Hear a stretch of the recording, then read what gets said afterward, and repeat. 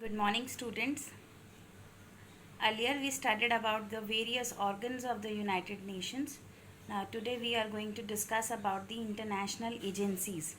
The first one is UNESCO, United Nations Educational, Scientific and Cultural Organization, and it was founded on 26 November 1945. The main goal of this organization is to contribute to peace and security by promoting collaboration among nations through education, science and culture. And the other agency is World Bank. World Bank is a vital source of financial and technical assistance to the developing countries around the world. It is made up of two unique development institutions owned by 185 member countries. And this is IBRD, the full form is International Bank for Reconstruction and Development, IDA, International Development Association. Now comes to the another agency, that is ILO, International Labour Organization. It is dedicated to obtain opportunities for women and men regarding decent and dynamic work conditions to attain freedom, equity, security and human dignity. Another one is FAO, full form is Food and Agriculture Organization. FAO of the United Nations leads international efforts to defeat hunger. It gives special attention on developing the rural areas. The other related organization, IAEA, International Atomic Energy Agency.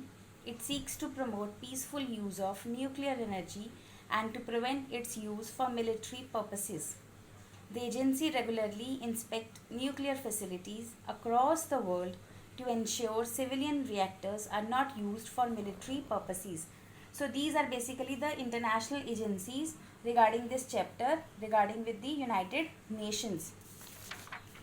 The other one is WTO, World Trade Organization. It is the only global international organization dealing with rules of trade between nations.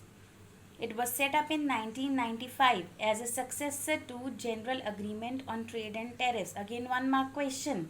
Which organization was established as the successor to GATT? The full form of GATT, General Agreement on Trade and Tariff, and the answer is World Trade Organization, and it was established in the year 1995. It consists of 150 members.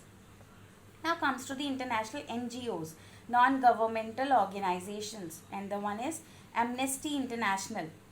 Its mission is to conduct research and generate action to prevent and end grave abuses of human rights and to demand justice for those whose rights have been violated.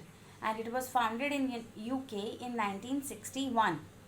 It draws attention to human rights abuses, so it basically protects the human rights. Now comes to the HRW, Human Rights Watch. It was founded in the year 1978. Its headquarters is in New York City. It was formed to monitor Soviet Union compliance with human rights. This organization is again deal with the human rights. Now the function of HRW, to stop the use of child soldiers, to establish criminal court, to draw global media attention towards human rights abuses. It helped in building international coalition like campaigns to ban landmines. So these are basically the organizations that deals with the United Nations and the other international agencies. These are also given in your NCERT book. It is given under green boxes. So these questions might come in your exam either in 2 marks or in 4 marks. Please go through it and read your chapter also. Thank you.